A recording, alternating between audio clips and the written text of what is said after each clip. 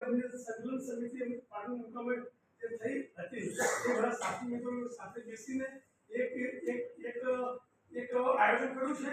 એ આયોજન હું તમને સમજાવું છું કે ભાઈ એક સાથે માટે કામ ન થાય તો આપણે કોઈ પણ વસ્તુ મૂકવા જઈએ તો એ કરવા માટે નીચેની જો કામગીરી નહીં થતી હોય તો આપણે ગમે તેટલા સારા વિચારો હશે, સારું આપણો વિચારો ગમે તેટલા આપણે કરવા માટે તૈયાર હોઈએ પણ ત્યાં સ્વીકારવા માટે કોઈ તૈયાર જ ના હોય શકે. કારણ કે એ વસ્તુ એ મોહલ્લા સમિતિઓ અથવા તો એમનું જે મૂળ છે કે જે એના વગર આપણે કોઈ પણ કાર્ય સીધે નહીં કરી શકીએ. તો એના માટે અમે પ્રાથમિક વિચાર્યું છે. ખાલી કંઈ લખ્યા છે એટલે અમે કંઈ એવો ફાયદો બી હું વિચાર્યું નથી, પણ અમે પ્રાથમિક એક નામાવલી તૈયાર કરી છે અને